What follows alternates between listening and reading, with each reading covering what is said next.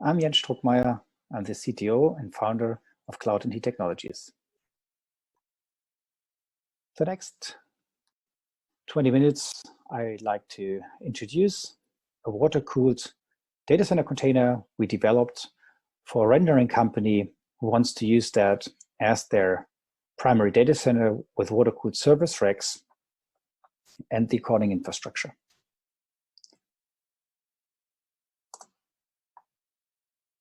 So why is Cloud & Heat dealing with water cooling and IT infrastructure? The reason for that is that I founded the company to look at how will the IT systems work in the future and what will be the main challenges there. And when we founded Cloud & Heat in 2011, we were looking at the energy consumption of data centers, and we believe that that will increase, and we looked at ways to reduce the overall power of data centers. So by the time 2020, we see it has already significantly increased, but the forecast, there are some projections that might increase up to 20.9% of the overall world's electricity in 2030. And that's coming up soon, it's really a problem because in other areas like the car industry or the building industry, you get with new technology a significant drop in energy consumption towards a sustainable society. Now, with data centers, the energy consumption goes up, and we looked at ways to reduce that. In this graph, you basically see the consumption of the ICT as a whole, containing of data centers with this gray part here, of consumer devices like mobile phones, and the production of ICT, of course, that also contributes to CO2 emission, and networks, wireless and wired network. Now we look at ways to reduce that consumption. You look where the energy goes, and if you look at data centers, you can actually see here that most of the electricity goes, or some electricity goes to the service, but that's not most of it. Further electricity goes to cooling, storage, USV, and networks, and others. So we very closely looked how we can reduce the overall consumption. And one thing is to look at the cooling, which we emphasize on this meeting mainly. However, we are also working on solutions to reduce the electricity consumption of servers and networks by very intelligent scheduling workload, by switching on and off servers that are used or not used. So by a more intelligent way to have better software running on those servers. That's another part, but not topic of today's talk. Now, to reduce the energy consumption, we looked at how was cooling done in the past, and air was used for many years as kind of the primary cooling medium. So we looked how we can reduce the energy consumption of the fans and of the air conditioning systems. And we found that water is a very intelligent and very smart medium to transport energy. It has a 3,500 higher energy density per meter, cubic meter, or cubic feet. So 3,500 times less space is actually needed to get the heat away.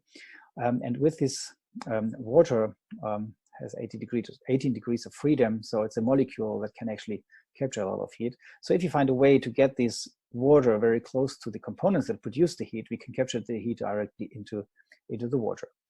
And our goal was not only to do a nice cooling of the service, our goal is also that if you capture that heat, can heat at some point be a value? Typically it's a waste. You need air conditionings to get rid of this waste heat.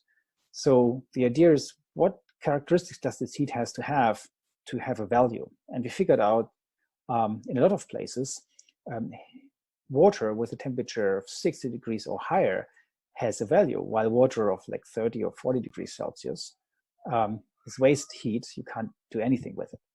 So we looked closely into it. We found out that it's possible actually to get 60 or 65 degrees hot water out of a server if you do the right design.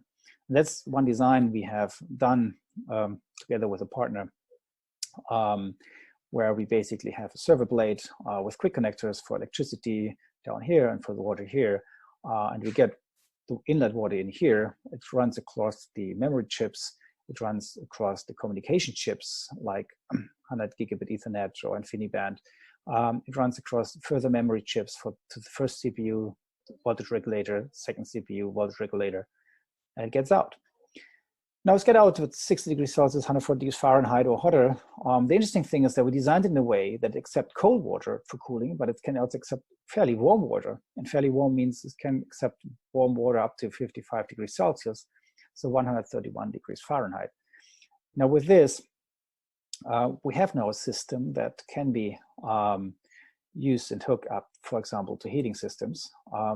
It's also a system that can, if there's no heating demand in the summer or in the desert, it can actually be piped out and cooled down by a free cooling unit without any chiller unit. Just by free cooling, like a fan and a radiator, you can cool the 60 degrees Celsius down to 55 easily, even at 40 degrees Celsius outside temperature, and then cool the servers again, so you can build data centers without air conditioning.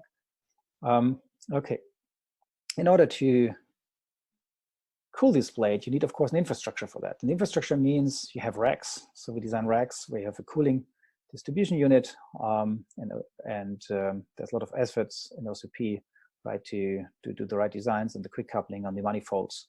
And you need a pump group that can be either in the server rack. So this is our pump group here with redundant pumps and electronics and controlling here, and an heat exchanger, so that we have an internal loop that's completely separate from the outside world. And the outside loop is basically then the cooling unit. And the cooling unit works in a way that the hot water goes to a heat exchanger or to a tank to get rid of the heat, for example, in building, in district heating. Or if no heat is needed here, it goes to a three-point valve that actually pipes the hot water then outside to a dry cooler that sits somewhere on the roof or outside. It's a dry cooler. That means you do not need to evaporate any water, so there's no water consumption. There's very little electric consumption just for the fan here, but it cools down basically the hot water if needed, and then the cooler water comes back in to the rack. And by this, we can actually cool the rack significantly. And with this blade design, we get almost 100% of the heat that's produced by these components into the water. There's no fan in here anymore, so there's very little cooling need besides the water cooling. So typically the cooling amount that's still needed for some switches and for some remaining heat losses, electrical cable heat losses or so, is done just by a free air ventilation all year round. Now, the system we built for the customer here is a data center container that's water cooled, and his requirement was he wants to put that onto a river where there's a hydrogen generator, and wants to use the electricity from the hydrogen generator to run his servers, but he also wants to use the water that's available there to cool the servers. His goal was also to have that in a 40-feet shipping container to be flexible, to get good electricity prices and place it in a position where he can get that, but also can move around if the situation has changed. And the other advantage for him was it's a modular system, so he can expand that any time by placing several containers next to each other, and he can even have the containers stacked on top of each other. So the challenge was then to fit everything into the small dimensions of regular shipping container, ESO shipping container. And the width of this container is just 2 meters and 44 centimeters. So which is quite narrow. So the typical blades that he wanted to use were too long to get them into the rack and then slide them out, because you need, of course, the hallway to slide the racks, the servers out of that rack. Now we figured with the OCP design of 21-inch, it's much easier to place all the components into a server, so we can have a server that's not as deep, but 21-inch wide. And with these servers, we can actually fit into that container. So of course we made drawings, then we make a 3D model of that container, and then we are building that container. So Here you see the 3D model of that container. So you have entrance on both sides, and you have certain compartments. I will explain them a little later. The weight is 17 tons of the fully equipped container, which is well below the maximum load of these containers. So it can be shipped in a very, very normal way. And this is the fully data center container after we build it. So it's placed now onto the truck, and it's delivered to the customer. Now let's talk about the interior. So this container is designed in a very modular way and has several compartments. So we have the electrical compartment, we have the main compartment where the servers are located, and then the water unit where we have all the water control and pumps. So let's start with the electrical compartment. The electrical power of that container is 400 kilowatts. And there are connections going to there with 400 volts, 3 phases, TNC electrical system. The supply cables are 140 squared millimeters each. So we have group switches in here that lead the electricity then to the individual server racks, and each server rack has a PDU unit from Raritan that we placed into those racks. The server room itself, you see a picture here. It has all these servers mounted here. It also has some side coolers. We placed 5 side coolers next to these racks because these servers are not 100% water cooled. We have here the CPU and the most of the components water cooled, but some of the components like the power supply was not water cooled. So to extract this heat also into the water, we placed side coolers next to those racks to capture that heat as well.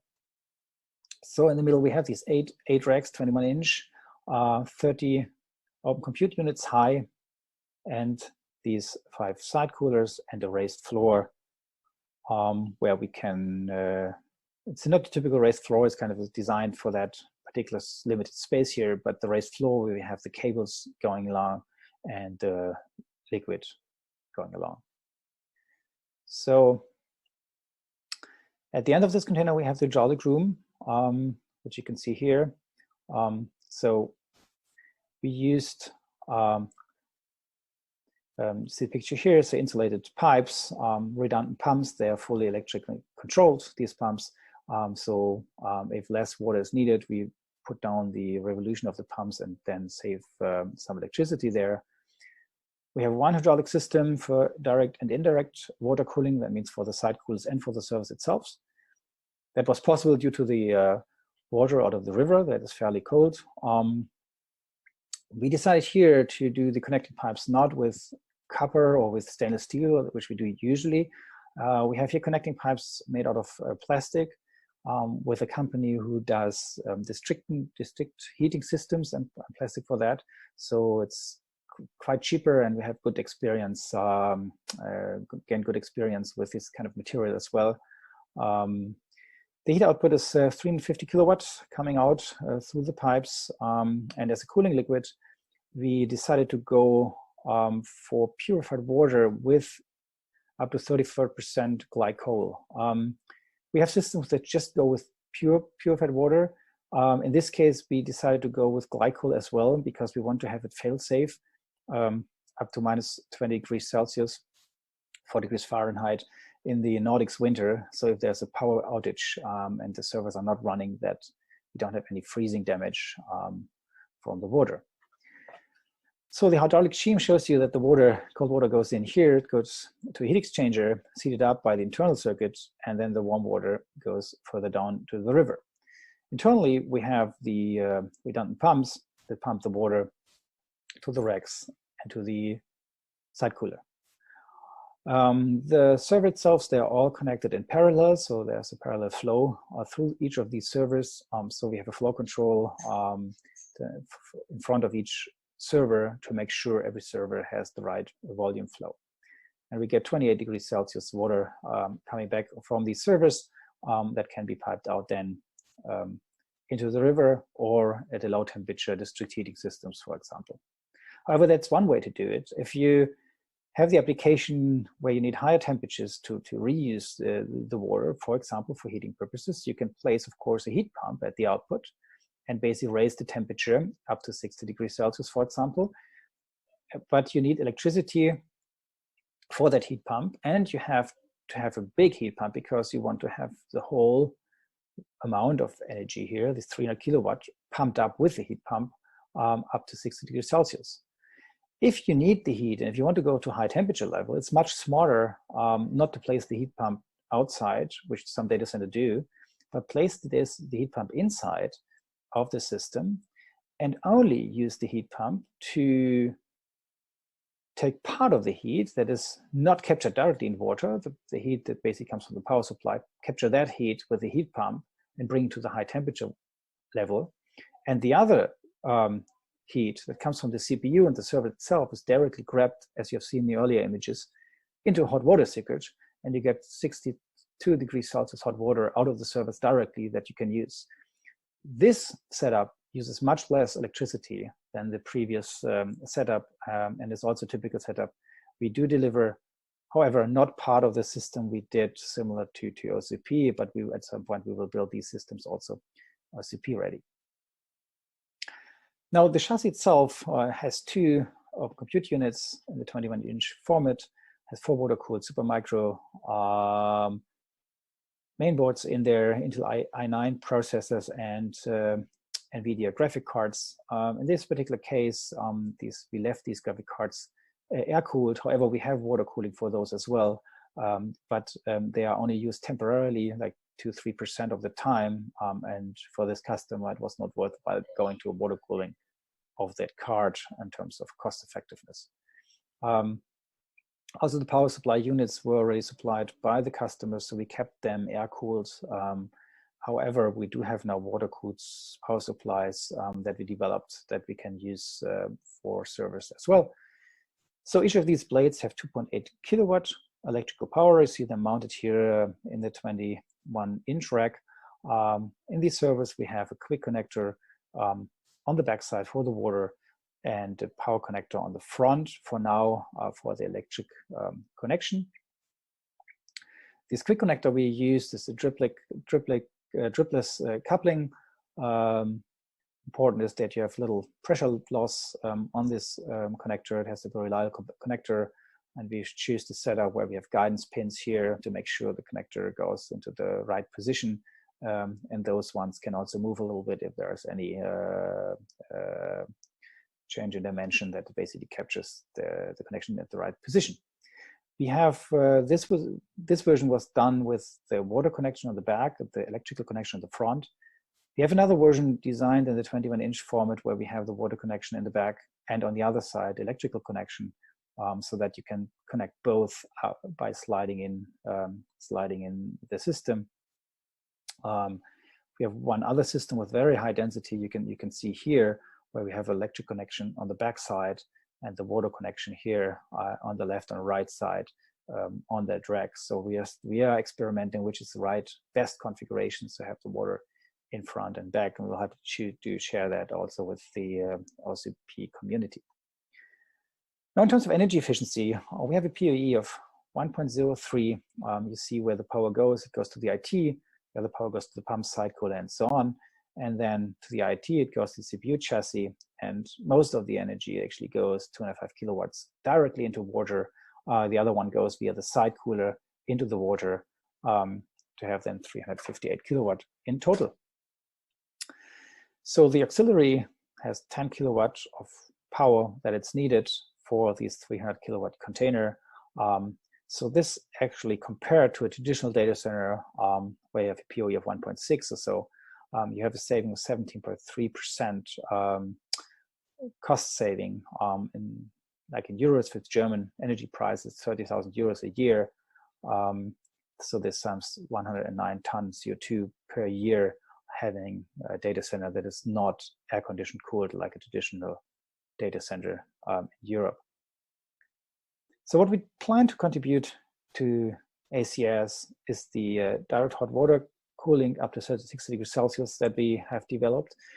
We want to join the group of the manifold design and give our input and help get to standards that we can also use.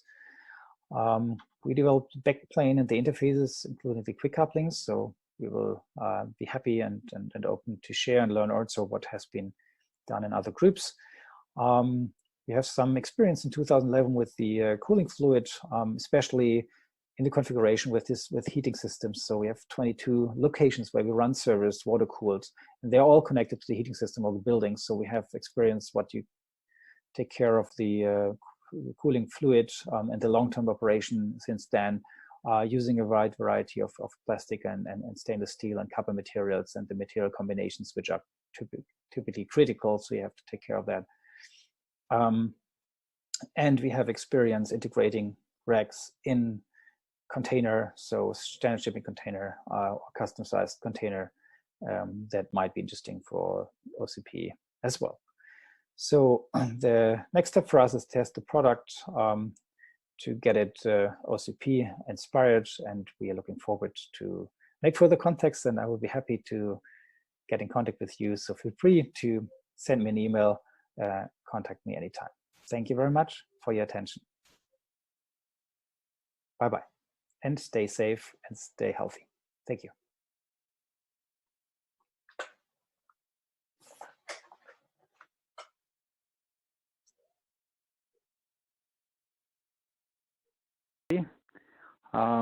Thank you for joining today and tonight in Europe. So questions are popping in now, so feel free to ask questions. I will. Okay, so hello everybody. Good evening or good day in the US. So questions are popping in, so I will try to answer them right away as far as I can, and feel free to post more questions if they arise. You also find the presentation in the handout section if you want to look at some slides. So Jens asked, how do you control the cooling fluid flow, delta P or delta T? So what we basically do is that we try to run the internal circuit, so the water circuit that goes to the server, you run that with a constant delta P, so constant pressure difference on the pumps. The advantage of that is if you slide in more servers or less servers, they basically see always the same pressure difference. So the fluid flow through the individual server is always constant, while if you put twice as much servers in there, the total flow then doubles in the container. So that's what we typically do. So with that, we can also run the pumps energy efficient. So that's also a big consideration. We want to have low electricity consumption of the pumps as well. So on the external circuit, where basically we get rid of the heat by the water circuit, we control them sometimes with a temperature, because we have locations where we guarantee that the water that comes basically to the district to the cooling unit has a certain temperature, because some people use that as mentioned as their heating system. So then we guarantee that the output temperature is let's say 55 degrees or so. In order to reach that, we have to control the volume flow on the external circuit. If too much volume is going through, then it basically cools down the system too much. So we basically control the volume to keep the temperature at the desired output temperature on the external loop.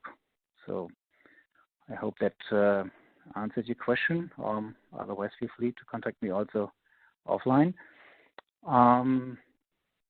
Okay, let's see. Alexandre was asking, what other plastic connectors supplier do you use?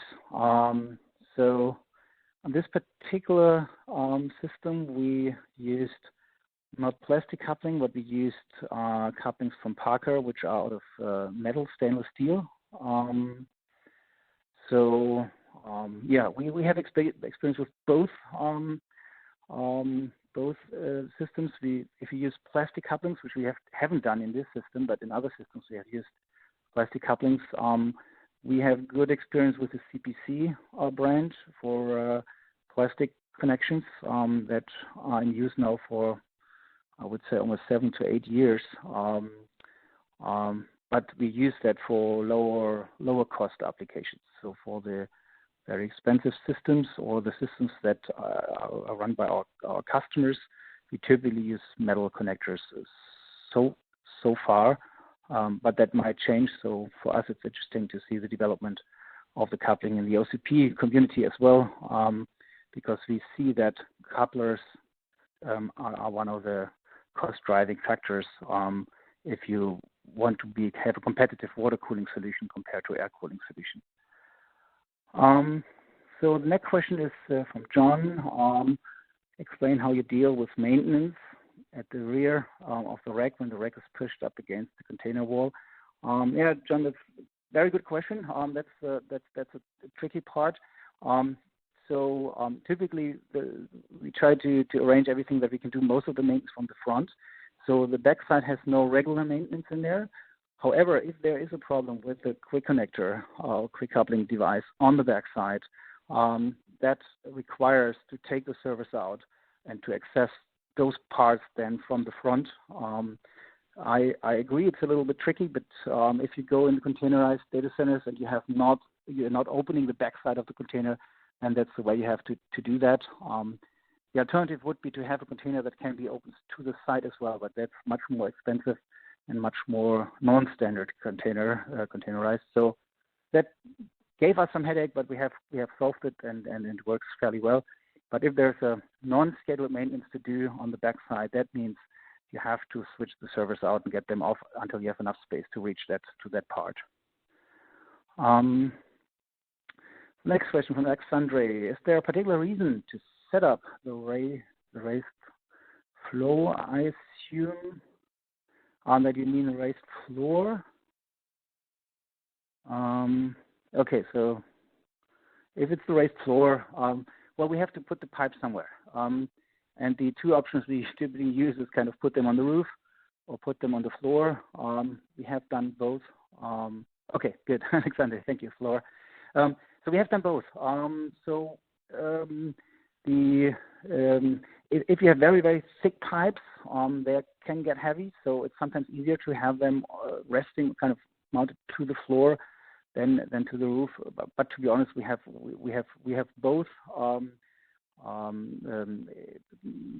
It's basically design consideration where to have the space for that. And sometimes we separate them, so we have the water in the floor and the electricity in the roof. It has a little bit of an advantage if you're concerned about leakage. Then of course having the water down there and not up there is better. But we found that the big piping has never been a cause of leakage in our water-cooled data centers so far. So we're not so concerned about that. That's more psychological thing, of course. But yeah, that's a consideration. John asked if you considered using the circular economy OCP chubby service and modifying them for liquids like OVH does. To be honest, John, we have not done that yet. I will be interested to look closer into that because our customers ask for a circular economy and not only about electricity consumption of the service when they're operating, but also to produce them. And I also learned that keeping them longer in the system is the best thing you can do for the environment, even if they get a little less energy efficient. So yeah, we'll look into that. Okay. So Jack was asking CPC. So CPC, yes, CPC was the coupling connector company for plastic connectors we were using. And Parker was the one with the metal connecting we were using here in this particular system. Okay, Alexandre, now one more question. You mentioned on the slide hydraulic room and piping system connecting pipes and manifolds made of plastic. Well, we started doing the piping not only in the server with copper, but also doing the big piping of the central pipes, doing them with copper as the main material, which is usually used in let's say heating environments and in plumbing. Copper, of course, is more expensive from the material. So we looked at alternatives. So we found this plastic material or manufacturer of this plastic material. And what we liked about this manufacturer is that he has literally centuries experience with these plastics, because they are used in district heating systems. So that means with hot water going through them all the time. And they have very long time experience setting them up in a solid way, and they can mold to that pipe sensors and these kind of stuff, so we can have also a more narrow piping and a more flexible piping with these plastic pipes instead of doing everything with copper. And another advantage is that the thermal expansion coefficient of plastic is different from copper, so that can give you some advantage. So that's kind of a recent development that we have, that we not using copper all the time, but basically going to another, let's say, plastic material. If you want, you can connect to offline. I can look up what kind of material it is. I don't know it out of my head right away.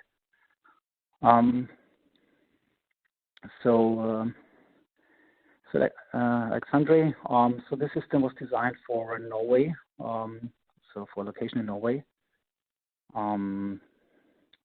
Good. Okay, so John is asking if you considered submerged liquid. Pros and cons. Yes, we do have done that. We're always doing this because I think it's also a very good technology. Our experience is that that we have a little bit more advantages with direct water cooling than with the submerged liquid. There's a lot of discussion here. So what are the pros and cons? So I will not repeat all of them.